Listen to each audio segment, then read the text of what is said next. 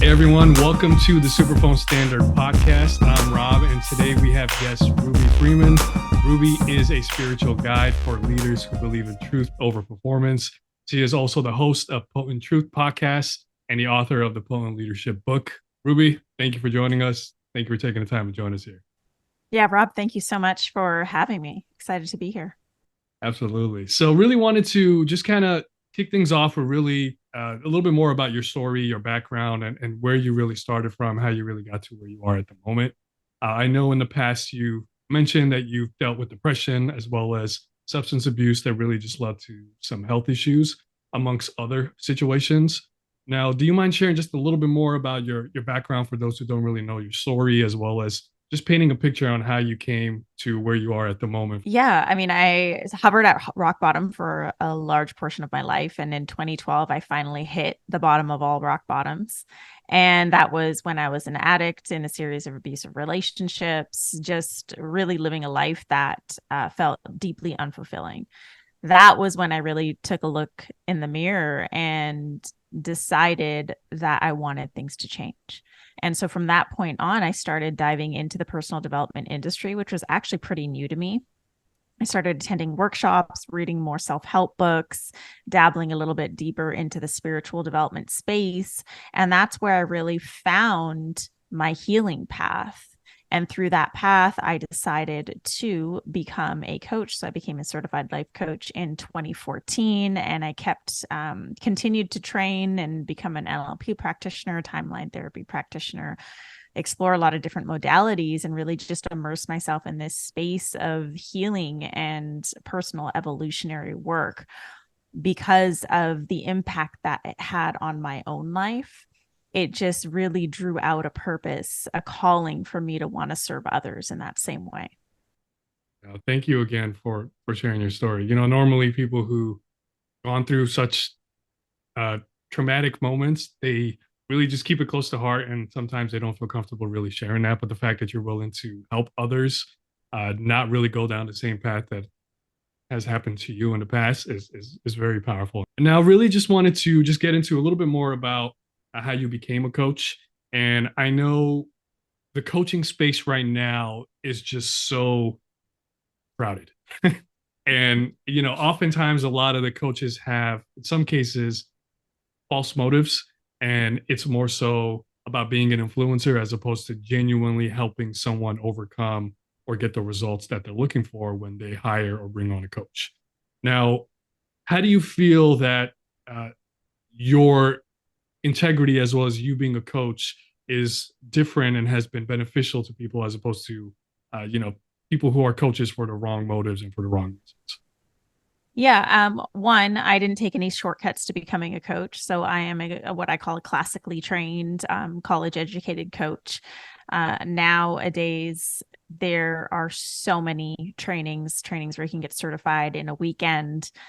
There's also a lot of coaches who aren't trained and claim that their life experience is the only training you need. Well, just like any other service-based industry, we actually do need tools in order to effectively help the people that we're helping. Coaching isn't just about telling people what to do. That would be being a mentor or an advisor.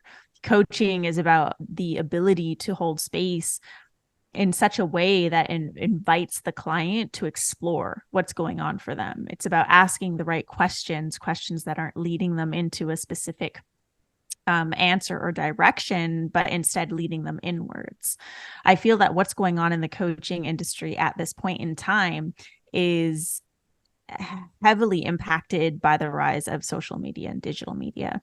Social media gave rise to influencership, but social media also gave rise to really like the ego-driven behaviors, the behaviors where we are seeking the love, validation, sense of belonging that perhaps we haven't received in our own lives. And so we seek it through our digital devices. And when we don't focus on our own work, that gets really entangled into the work that we're doing. And so we're seeing a lot of coaches who claim to be coaches, but they're actually doing more influencership work than they are coaching. And they're sacrificing their integrity in exchange for popularity or for the optics or for the numbers or the sales. And they're forgetting what it truly means to serve. For me, at the end of the day, I tried the scaling route, and I don't think there's anything wrong with scaling. I think that if you're going to scale, there's a way to do it with integrity. What I realized for me, what worked best is intimacy. It's creating really intimate spaces for my clients to come into and do the work. So smaller group experiences, one-on-one experiences, experiences that really leave the clients feeling seen, heard, acknowledged, and understood, versus as if they're just another number in this Right. machine. Yeah. And especially in your line of work as well, it's there's personal information attached to that. And I feel people, there's more of a safe space where people feel more comfortable on a one-on-one level. And if it wasn't the case, and it was more so, let's just say in a larger group setting, then you probably wouldn't be able to, or just any coach in general, probably wouldn't be able to help out as much as you would like, because they're not willing to disclose as much information. And you're not really able to get to the root of the cause to really work through what it is that they're going through and how you want to solve it. Right. So yeah, no, absolutely. I think one-on-one is very, very helpful. It's needed because a lot of programs now don't include one-on-one, and a lot of coaches don't offer it, as you mentioned, because they're looking to scale. So yeah, Exactly. once you really get people to the results and you get people to the transformation that they're looking for on a one-on-one, that itself it defines why you're doing it. Now, really just kind of wanted to transition just a little bit more towards how you're using your superphone as well as your text lists. Now, you've been with us for quite some time, but what methods would you share for someone who's a new coach or someone who's looking to become a coach to really just start using SMS and starting to collect contacts through a text list? Is there anything in Yeah. particular that has worked for you or hasn't worked for you? I'm laughing because I feel like I'm the last person you should be asking this to. My friend Daniel, who's been on this podcast, who actually really effectively uses Superphone, has different Yep. strategies. But for me, Daniel was actually the one who shared Superphone with me. Awesome. And what I loved about it was the intimate nature of being able to connect with people, not with social media, not with an email list, because now we know like emails, they get lost. But a text message, that's super personal. It feels really intimate. And that's what I loved about it. And so when I first started with Superphone, my whole idea was like, I just want to foster connection. And so a lot of the quotes that I share on social media, they're called potent truths. And I just started sending my Superphone audience like very unique potent truths that only they would get, that they would get those once a week. No sales, nothing attached to it. And people started subscribing because they wanted to receive these messages on their phone. And so it wasn't like people were subscribing to get something or be sold into something. It was because they were receiving something that felt really good. And then from there, what I began doing is like very much like the Gary V jab, jab, hook, is just you give them a lot, you serve, and then maybe there'll be an offer. But my offer is rarely ever just an offer in Superphone. It'll link them back to maybe an email, link them back to maybe a Substack, somewhere where there's more content that will help them. And then within that content, there is an invitation. That is how I have chosen to use Superphone. I'm not going to say it's the right way. This is just my way. Yes. It works. Yeah. No, that's great. And most people who just get started building, let's just say, a text list, the reason, the just someone having your phone number itself is an intimate space, right? If someone texts you, it's like, okay, it's going directly to you, and there's a 95% plus open rate on all text messages that get sent. But you also don't want to be too spammy, and you don't want to be too salesy. So you want to provide something of value, exactly as you mentioned, to really make people feel more comfortable and remove the defenses that people have of, oh, this is too salesy. I'm not even going to bother clicking, or I'm not going to do it. But if you're just providing value, they feel more comfortable. They open up. They start building more trust, and then through that is where they'll decide to move. So no, that's great. I'm glad that that's been working for you. Now, what about social media? Is there anything that you're really using? Are you promoting your number on social media or in your emails, or is it more so around certain marketing campaigns or anything? Yeah, my SuperPhone number is in my email signature. It's in all emails. It's peppered into social media posts. It's in my some of my social media bios so people know. Um, yeah, I've got it peppered in everywhere. And then in podcasts, I always end with my SuperPhone number to text Potent Truth to me to start receiving Potent Truths directly to their phone. So I have found ways to just organically share the number versus like text this so you can get this. Like, no, like text this if you want more. If you want to hear more, if you want to receive more of this type of messaging, cool. Like just text this. Awesome. Awesome. That's great. Now, pivoting a little bit more to the one-on-one sessions. Currently, your offers are 2 hours, I believe, one-on-one sessions, and then you have 6 months or now introduced 8 months. Now, how do you normally go about figuring out what type of offer you want to provide for a life coach, or let's just say any coach in general? Would you say it's something specific to the result that you're looking to help them achieve, or the transformation that you're looking for, or is it through feedback when you're just speaking through people and they tell you that they need more time, or you just realize it just takes more time for people to get the result and the transformation that you're looking for? How do you normally go as how do you normally go about really just creating the offer itself? And then how do you use Superphone to really help you nurture the relationships? Yeah, for any coach just starting out, it's important to understand what's going to work for you because what works for me may not work for you. And I've been coaching for almost 10 years now. And so I've tried a lot of different forms of offerings and I've found what really works for me. And you also have to ask yourself, do I really want to work with the same person for a really long time, or do I prefer to just do these one-off sessions? And that's like an honest question that you can ask yourself. For me, I really like working with my one-on-one clients in a longer capacity while giving them the option to extend. So 6 months or 8 months, and then they can extend to a year.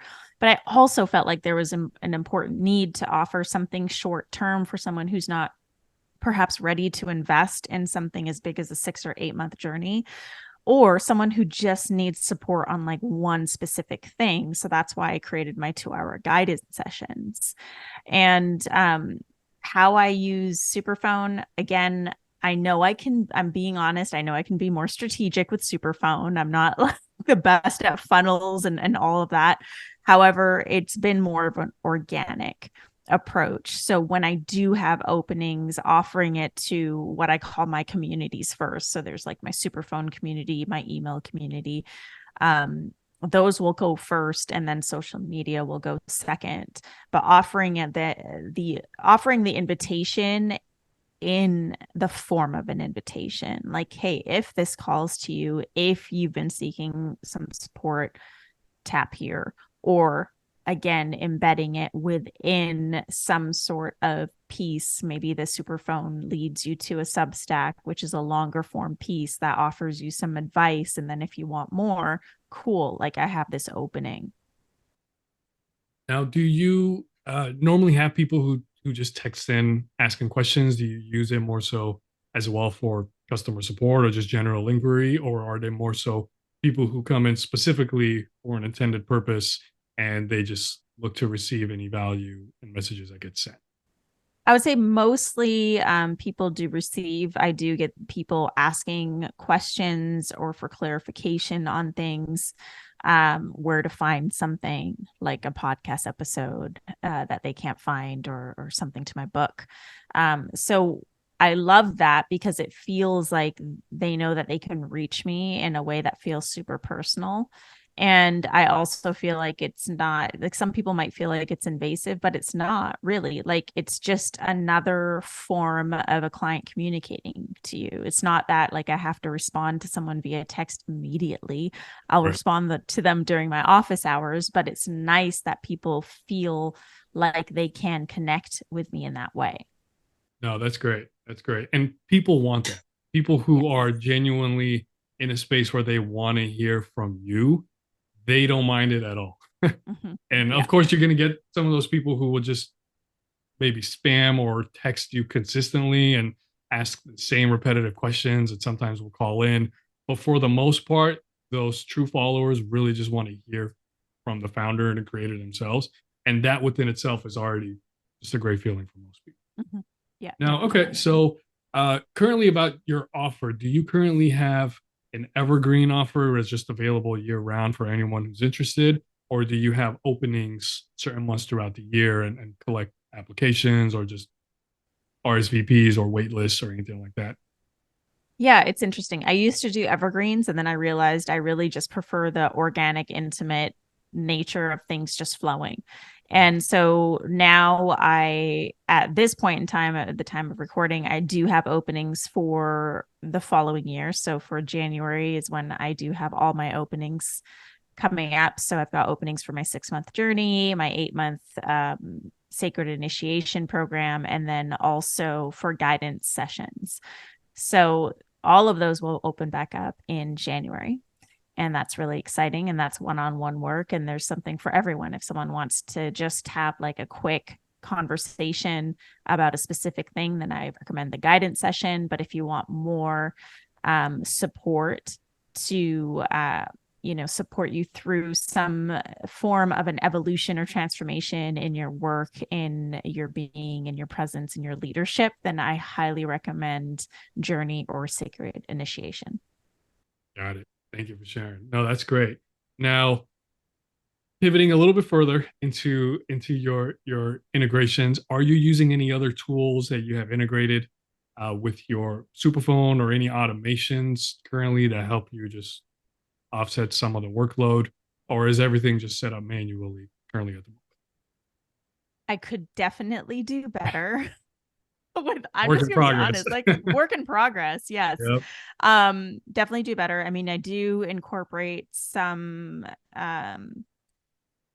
there's somehow, I can't explain to you, I've linked ConvertKit and Superphone, and so I do have a way of collecting and transferring subscribers into Superphone, which has been amazing. Because then now in my subscribe list, for example, for emails, there's an option like, hey, and if you want to receive text messages, just enter your phone number. And that's been really awesome. But I know I could definitely do a little better in that department. And are you using, or is your team setting you up with Zapier? Is that what Yes, you're using? I've had Zapier for years. It is a lifesaver. Highly recommend it. Gotcha. Okay, great.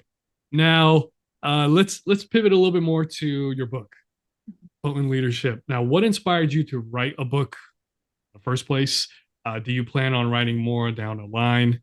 What really kind of initiated that? And then, who would you say this book is for, and what should they really gain from it? Yeah, I'll start with who the book is for. The book is really, so the book is called Potent Leadership: Drop the Mask, Ignite the Real You, and Reclaim the Leader Within. And it's for anyone who sees themselves as a leader or who has a purpose in their life that they're seeking to fulfill. It's also for those who are really seeking to do things with integrity. And in today's world, that does mean a lot. Um, I decided to write this book. I mean, it really was just something that felt aligned for me to do so. It wasn't like I had this great intention to increase sales or do anything. There was just like a message in me that I really needed to get out and express. And writing is one of my form, my probably my greatest form for expression. And so the book came through, and it's just been one of those pieces of my offerings that has served as this foundational piece for anyone coming into my world. So if you are seeking to really begin showing up online in your industry as a fully expressed version of who you are versus who you think you need to be, this book is for you. It's amazing. Now, for anyone who wants to um, look into learning more about you, purchasing the book, how would they go about? Where can they reach you? Where can they learn more? Go ahead and give us a shout out for everyone who's listening. Where can they follow your work? Yeah. So I'll start off with text hashtag There potent you go. truth to 1-781-336-0160. And then you could always head to my website, rubyfremon.com. The link to my book is also there. You can also find the book on Audible, Potent Leadership on Audible, and Amazon. And then I am on all social media. My handle is at I am Ruby. Where I tend to hang out the most is Instagram. Awesome. Awesome. Well, hey, Ruby, it has been great. Thank you so much for taking the time. Thank you for sharing your message. Thank you for all that you do and all that you continue to do. Now, with that being said, thank you again, Ruby, and we will circle back next time.